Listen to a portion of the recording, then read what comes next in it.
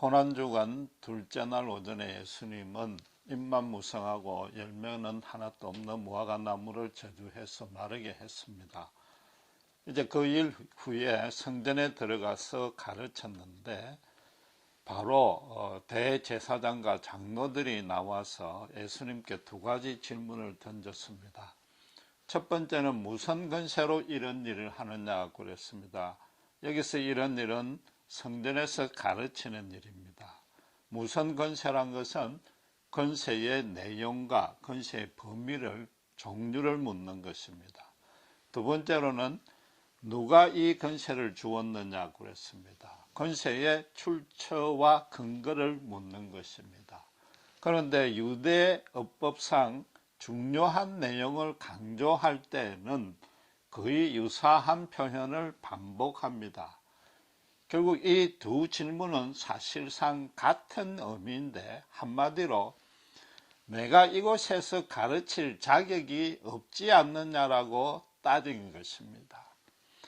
흥미롭게도 예수님께서 가르친 내용은 일절 문제 삼지 아니했습니다. 틀림없이 가르치자마자 바로 그 질문을 던졌을 것입니다. 어느 정도 가르친 후에 이 질문을 했다면 이미 그동안에 가르친 것을 허용했다는 의미이기 때문에 사실은 그 가르친 내용을 따져야지 이런 질문은 나올 수가 없는 것입니다. 가르치자마자 따졌다는 것은 밤새도록 첫날에 당했던 일에 대해서 안갚을 할 궁리를 하고 모략을 짰다는 뜻입니다. 즉 본심은 예수님이 성전 청소한 데 대해서 아주 분노해 있지만 그걸 문제 삼으면은 자기들 부정이 드러나기 때문에 다른 구실로 지금 예수님을 핍박하려는 것입니다. 당시에 성전에서 가르칠 수 있는 자는 대제사장이 임명했거나 힐렐파 샤마이 학파라고 유대교의 두 본사nin 그 소속된 유명 랍비나 제자들이 가르칠 수 있었습니다.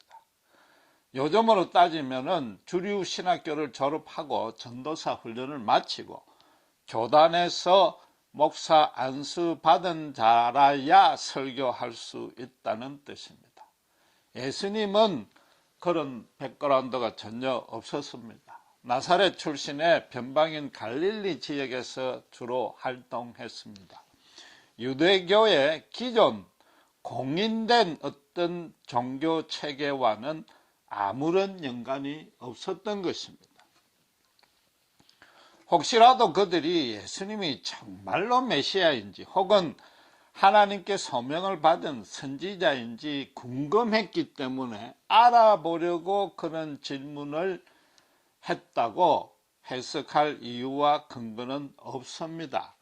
만약에 그렇다면 예수님의 강론을 자기들도 들어본 후에 판단했어야 합니다.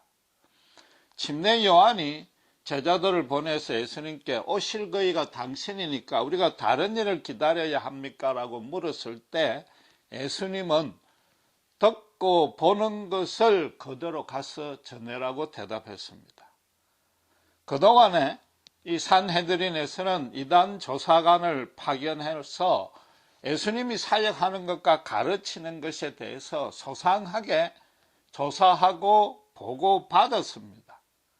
그렇다면 대제사장과 장로들도 예수님의 산상수훈의 내용을 깊이 음미해 봐야 했습니다. 또 예수님이 소경을 보게 하고 안전뱅이를 걷게 하고 오병이의 기적을 일으키는 그런 일들의 의미를 분석했어야 합니다. 그랬다면 예수님은 메시아라는 결론밖에 나올 수 없는 것입니다. 있는 사실 그대로 인정했다면 최소한도 예수님은 하나님께 소명을 받은 선지자라는 판단을 할 수 있는 것입니다. 그렇다면 지금 이 자리에서 그들은 예수님들어 당신이 메시아라는 증거를 좀 더 분명하고도 구체적으로 보여주십시오라고 정중하게 요청했어야 했던 것입니다. 그 대신에 지금껏 그들은 자기들이 정해놓은 그 장로의 유전에 저촉되는지 안 되는지 그것만 따졌던 것입니다. 이 질문을 보면은 유대인들이 항상 그랬듯이 둘 중에 하나밖에 답할 수 없는 방식으로 질문한 것입니다. 그러고는 둘 중에 어떤 대답을 하든지 반드시 하자를 걸 어떤 구실을 준비해 놓은 것입니다. 물론 지금은 명시적으로 이것 혹은 저것을 선택하라고 표현은 되어 있지 아니하지만은 사실상의 그 의미는 그러한 것입니다. 성전에서 가르칠 권세를 예수님께 자기들이 준 적이 없습니다. 허락한 적이 없습니다. 그렇다면은 만약에 예수님이 스스로 나는 하나님께 그 권세를 받았다고 한다면은 그 권세를 증명할 방도가 없다고 자기들이 전제해놓고 던진 질문입니다.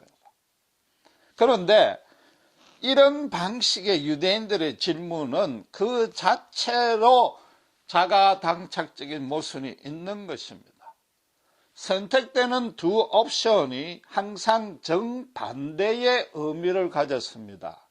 그렇다면 논리적으로 따지면 하나가 틀리면 다른 하나는 반드시 옳아야 되는데 이들은 두 가지 옵션 다 틀렸다고 덮어씌웁니다. 정반대의 것을 둘 다 틀렸다고 덮어씌우니까 스스로 자기들도 틀렸다는 것이 50%의 확률이 있다고 인정한 셈인 겁니다.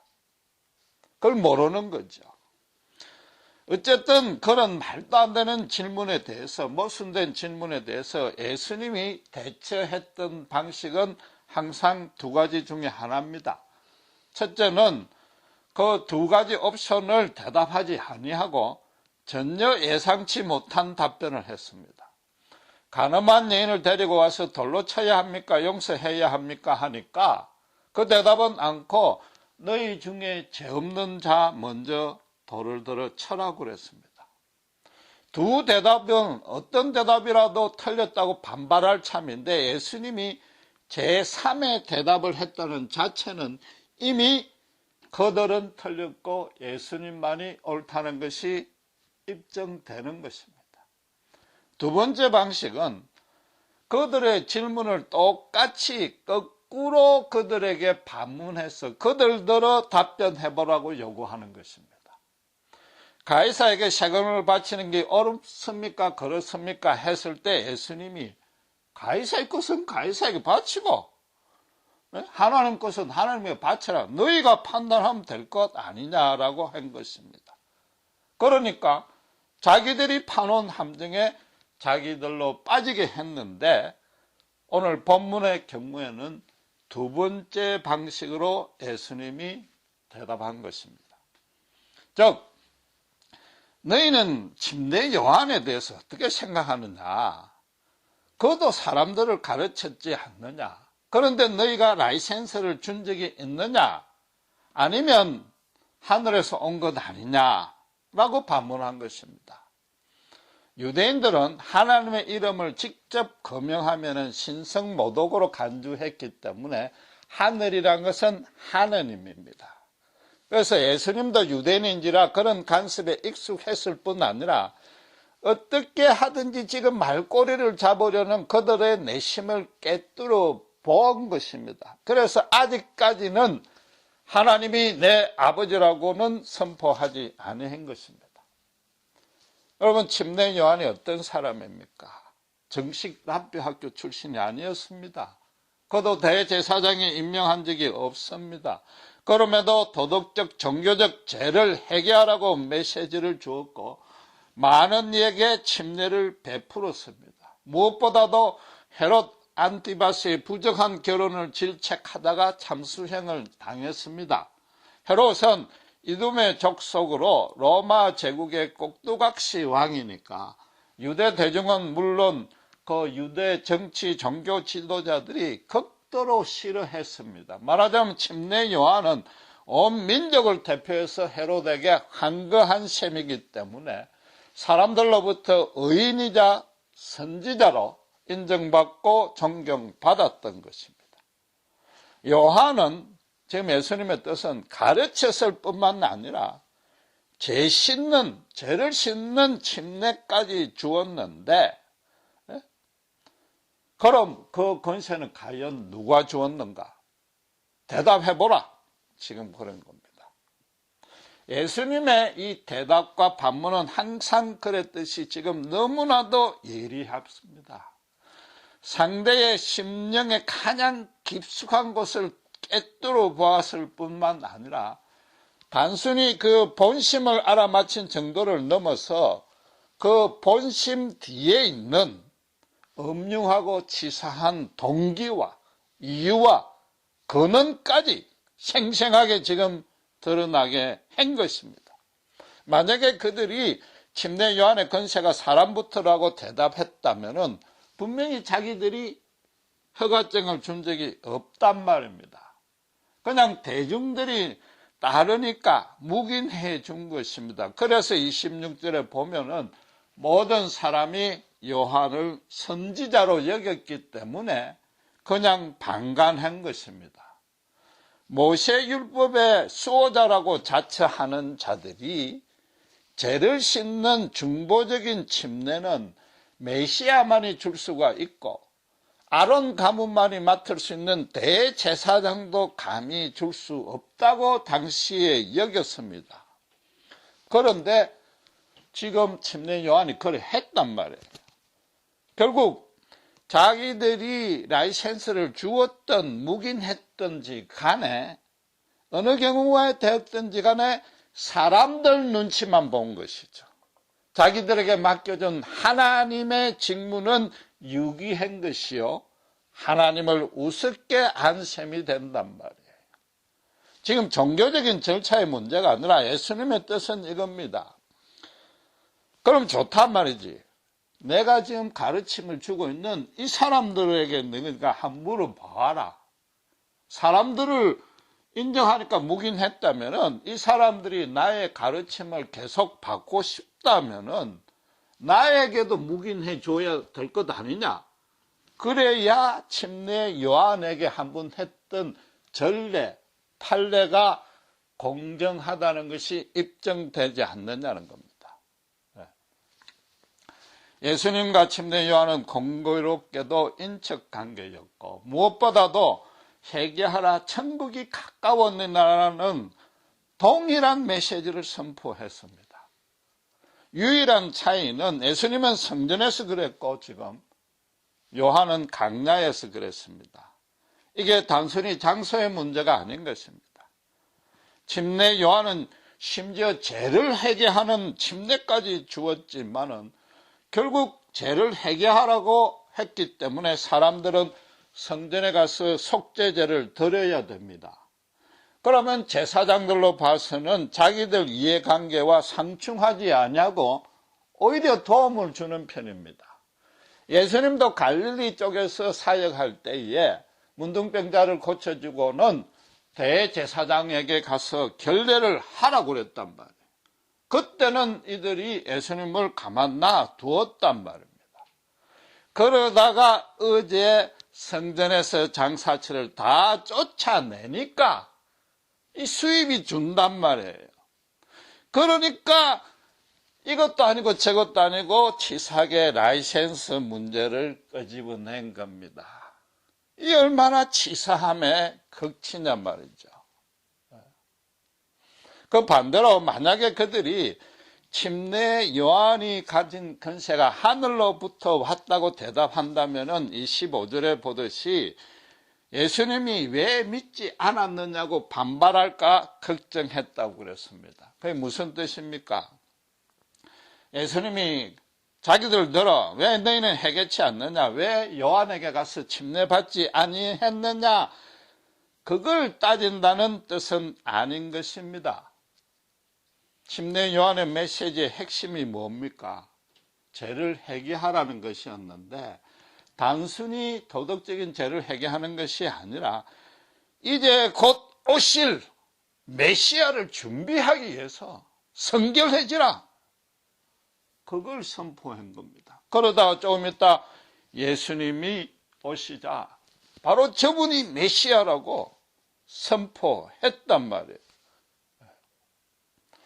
자기는 물로서 침례를 준다. 행동으로 범한 죄들만 반성케 하지만은 이제 저분은 불과 성령으로 침례를 주는데 한 인간 존재의 전체를 영생과 영벌로 구분하실 뿐이단 말이죠.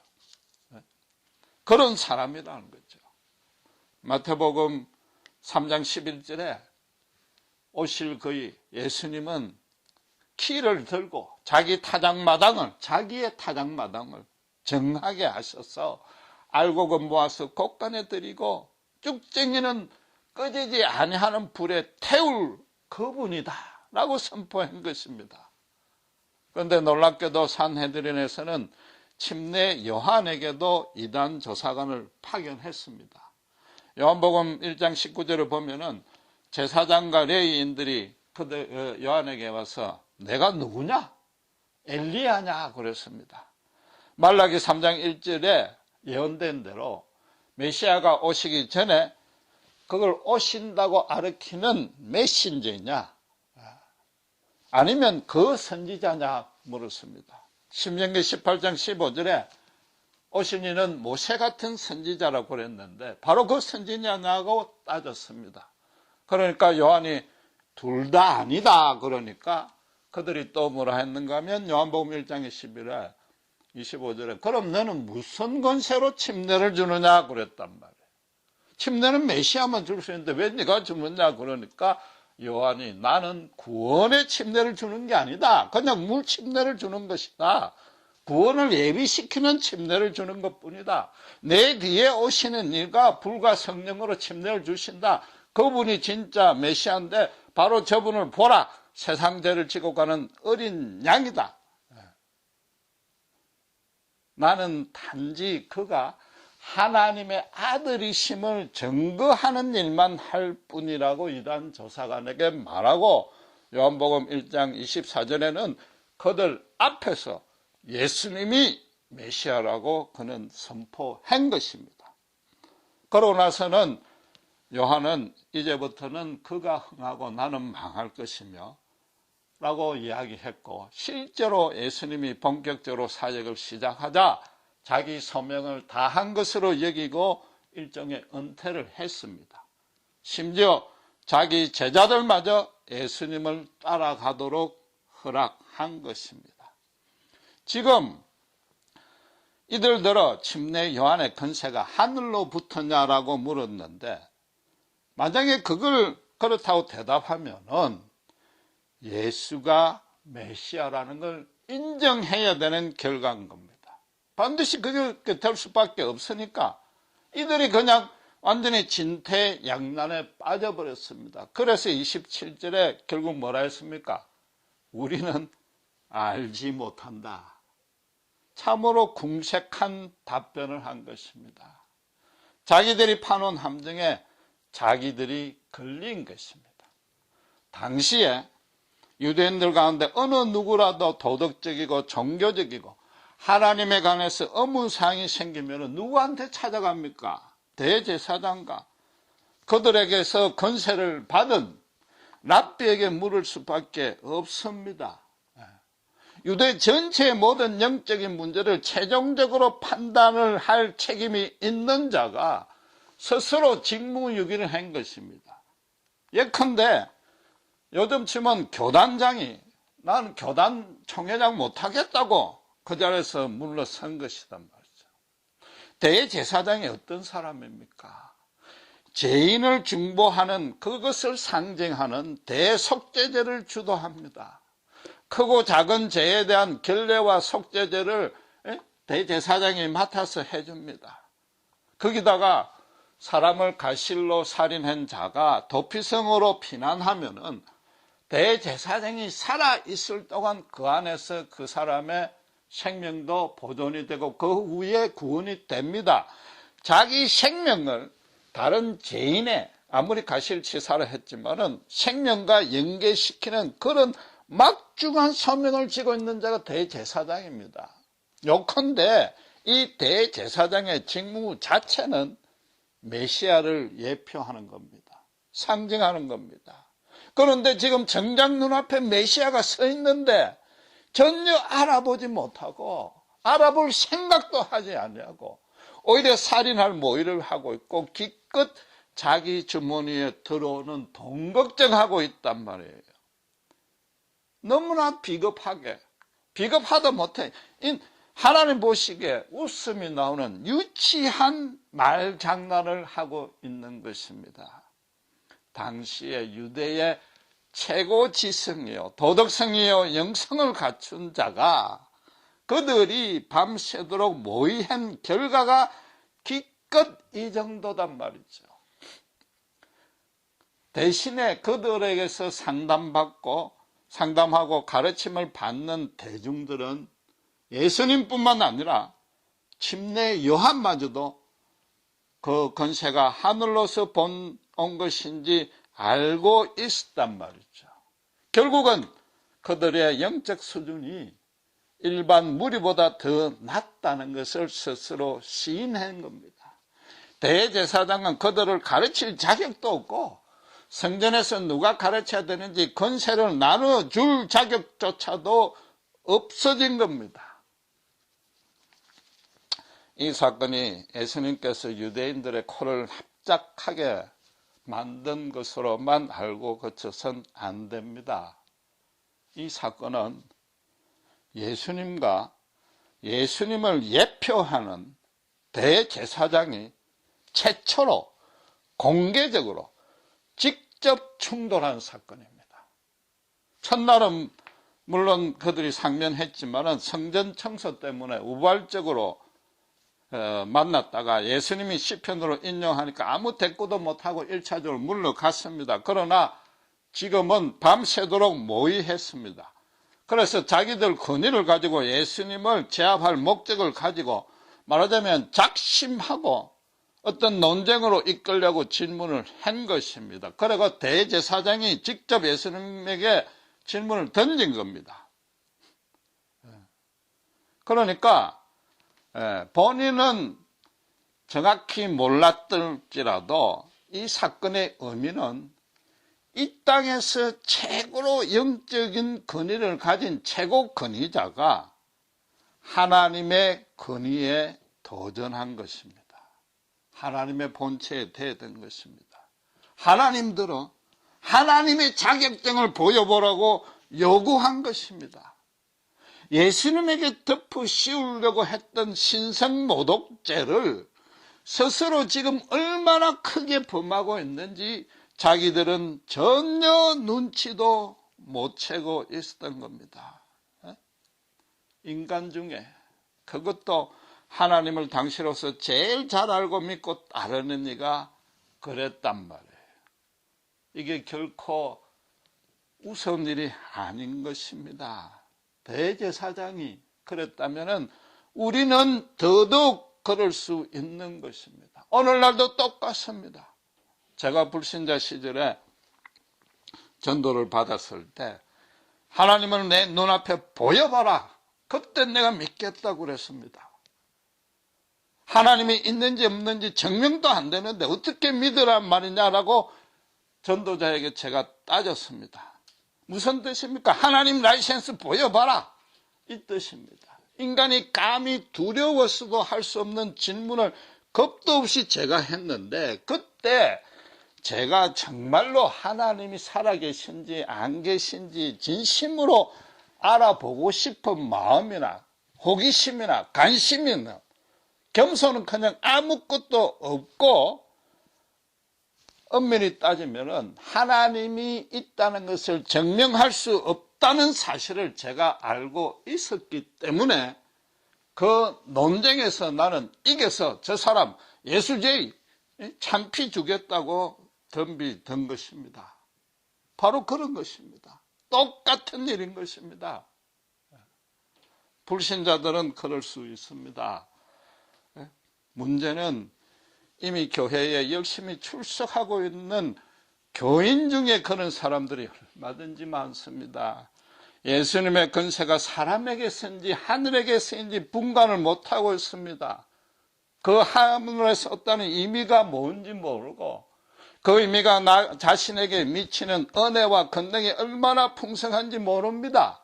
쉽게 말해서 예수님을 그냥 인간 위인으로 생각하거나 구원을 베푸는 하나님이시라는 학답을 갖지 못한 것입니다. 예수님과 자신과 1대1로 인격적인 관계가 없습니다. 만난 적이 없습니다. 예수님에 대해서는 별 관심이 없습니다. 그냥 교회에 나오는 것이 단순하게 하나님 절대자가 있단 말이에요. 그래서 이 어려운 일, 특별히 먹고 마실 것이 부족한 일에 있으면은 기도하면 좀 도움을 주는 정도로 지금 교회에 나온단 말이에요. 그러면서도 자기는 신자 크리스찬이라고 자처하는데 예수님이 뭐라고 그랬습니까? 그 정도는 이방인도 한다 그랬단 말이죠. 예수님을 믿는 신앙, 기독교 신앙은 정말로 예수님이 누구인지 정확히 알고 그 알므로 해서 그분께 내 모든 것을 바칠 수밖에 없는 것, 그분이 나의 처음이자 끝이 되는 것, 그분을 알기 때문에 완전히 그분에게 드려질 수 있는 것이 기독교 신앙인 것이고 우리의 믿음의 본질인 것입니다. 요한 사도는 본래 하나님을 본 사람이 없으되 하나님 품속에 있는 독생자에게서 예수에게서 하나님의 모든 것이 드러난다고 그랬습니다. 참빛이 세상에 왔는데 그 뜻은 세상 속에 있는 인간들이 얼마나 추하고 더러운 죄인인지 깨닫게 해주려고, 그래서 구원의 은혜를 베풀려고 왔는데 저가 불신자 시절에 했던 것과 똑같이 모든 사람들이 빛보다 어둠을 더 사랑했기 때문에 예수님을 십자가에 죽여버린 것입니다. 지금 대제사장의 경우에도 그들이 몰라서 예수님의 물은 질문의 뜻을 몰라서 답을 몰라서도 아니요, 심지어 예수님이 메시아라는 사실을 몰라서 그렇게 모른다고 대답한 게 절대 아닌 것입니다. 그들의 마음 깊숙이는 정말로 인정하기 너무나 싫지만은 예수님이 메시아요, 아니면 최소한도 하늘로부터 권세를 받았다는 것을 인지는 했습니다. 분명히 인지는 했습니다. 그런데 그 인지한 사실이 제대로 영적으로, 논리적으로, 생각으로 정리되고 발전되기 전에 그러지 못하게끔 막는 제2의 파워가 있었단 말이죠. 그 제2의 파워가 예수님을 대적하는 방향으로 그들을 끌고 갔고, 또 그렇게 대적했던 그들 마음의 깊은 동기에는, 근거에는 하나님 대신에 자기를 높이고 하늘의 영원한 생명 대신에 이 땅의 부귀영화를 더 귀하게 여겼고, 하나님의 진리에 순종하기보다는 사람의 체면을 더 두렵게 여긴 죄가 있었던 것입니다. 그럼에도 예수님은 그런 자들까지도 용서하시고 십자가의 구원을 베푸기를 소원하셨습니다. 이 십자가란 것이 하나님의 얼마나 깊고 풍성하고 오묘한 사랑과 공의가 완벽하게 실천되었고 우리의 길과 우리의 생각과는 비교가 안 되는 하나님의 경륜과 지혜가 완전히 드러난 것입니다. 그래서 예수를 죽인 것이 바로 내구나, 저 십자가에 올라 죽을 자가 예수님이 아니라 바로 나라는 것을 진심으로 깨닫게 해주시기 위해서 십자가에 죽으신 겁니다. 성령이 역사하는 순간 우리는 예수님이 누구인지 알 수 있습니다. 그래서 그동안 하나님보다 나와 세상과 사람들을 더 중요하게 여겼던 정말로 죄인임을 인정할 수밖에 없게 만들어 주십니다. 우리 속에 있던 그 완악하고 견고했던 사단의 진을 성령이 깨뜨리시고 예수님의 영광의 빛을 비춰 주십니다. 우리 심령을 통째로 전부로 뒤집어서 참 생명을 베풀어 새로운 사람으로 거듭나는 은혜를 베푸시는 겁니다. 예수님이 베드로를 처음 만났을 때 베드로가 어떻게 했습니까? 깊은 데 그물을 던지라 했더니 너무 고기가 많이 잡혀서 그물이 찢겨지고 두 배가 잠기는 일이 생기자 누가복음 5장 8절에 베드로가 주여 나는 죄인입니다. 나를 떠나소서 그랬습니다. 죄인이 예수님이 그물을 던지라는 그 말을 의심했다는 죄도 해결했겠지만은 그것이 전부라면은 구태여 나를 떠나소서라고는 말하지 아니했을 겁니다. 왜 자기를 떠나소서 그랬습니까? 베드로 스스로 예수님으로부터 하늘로부터 오는 권세를 온몸으로 확실하게 느낀 것입니다. 그분 앞에 딱 자기가 1대1로 대면하니까 자신이 너무나 낮아지고 아무것도 아니며 심지어 자신의 추하고 더러움도 깨달은 것입니다. 예수님에게 비춰나온 그 빛이 너무 눈부시고 그 영적인 거리가 너무 커서 도무지 스스로 감당할 수 없는 생전 처음으로 겪는 그런 영적인 체험을 했기 때문에 떠나달라고 고백한 겁니다. 그때 예수님은 성령으로 역사하여서 그를 당신의 제자로 삼아서 하나님의 본체와 직접 대면하면 소멸될 수밖에 없는 그 연약한 베드로를 하나님의 동력자로 세우는 영광을 누리게 했던 것입니다. 베드로나 지금 대제사장이나 동일하게 하나님 앞에는 도저히 설 수 없는 죄인입니다. 똑같습니다. 그러나 베드로는 그와 달리 예수님을 있는 그대로 보고 듣는 그대로 순수하게 인정한 그 차이밖에 없는 것입니다. 자기를 내세우지 아니하고 잠시 스쳤다 지나가는 세상의 것들을 집착하지 아니하고 평소에 하나님의 구원을 소망했던 자였기 때문인 것입니다. 오늘날 불신자들도 너무나 불쌍합니다. 자기들이 어디서 어디로 왔는지 관심이 없고 오직 이 땅의 쾌락과 형통만 목적으로 삼습니다. 그러니까 평생을 고하여 물질로 그냥 자기 인생을 허비하는 겁니다. 인간이 인간답게 사는 그 인간으로서의 고유 직분 자체를 유기하는 겁니다. 포기한 겁니다. 더 중요한 것은 교인들의 직무유기입니다.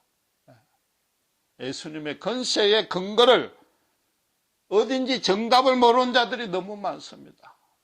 알아도 그냥 지식적으로 알지 그 정답에 대해서 자기 몸 전체를 던져서 산제사로 반응하는 자들이 아무도 거의 드물게 된 것입니다.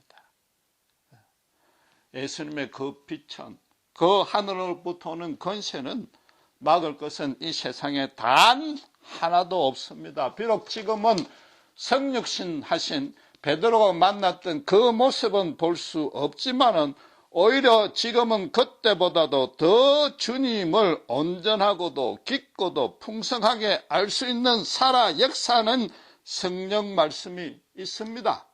거기다가 성령이 우리에게 내주하고 있습니다. 우리가 마음을 열고 스스로 겸비해져서 진정으로 예수님을 만나고 교제하길 원하면은, 그래서 말씀을 있는 그대로 읽고 묵상하면 예수님을 만날 수 있습니다. 항상 교제할 수 있습니다. 그러면 우리에게서 필연적으로 나타나는 반응은 그분에게 항복하는 겁니다. 전적으로 의지할 수밖에 없고 헌신할 수밖에 없고 순종하고 충성할 수 있습니다. 그래서 우리 입술에 새 노래로 그분께 찬양하고 기도하고 감사하고 신령과 진정으로 경배할 수 있으며 이전과 전혀 다른 인생과 삶과 존재로 바뀔 수 있는 것입니다. 예수님을 알 때에 우리 속에 있던 지금껏 소유했던 나를 높이는 것과 세상과 인간에 대한 높임, 그건 다 사라지고 그것을 두려워했던 마음들은 사라지고 대신에 우리 속에 뭐가 생기는가 하면 생명이요, 진리요, 길이요, 부활이 온전히 절대적으로 영원토록 우리의 것이 될 수 있는 것입니다. 또 그만큼 복되고 성공한 인생이 없습니다. 지난 한 해도 우리가 말씀 속에서 예수님을 만나 교제했다면 이런 풍성하고 영원하고 거룩한 은혜와 권능 속에 우리가 지난 한 해를 보낸 것입니다. 현실적으로 아무리 어려웠을지라도 실제로 그분의 하늘의 권세 안에 우리가 동참한 것입니다. 또 이제 내년에 말씀을 통해서 예수님을 더 깊이 알아갈 때에 그 은혜와 권능이 더 풍성해지는 복이 세상이 아무리 후퇴할지라도, 세상이 아무리 타락하고 우리를 힘들게 할지라도 놀라운 하늘의 복이 더 풍성하게 우리를 기다릴 것입니다. 기도하겠습니다.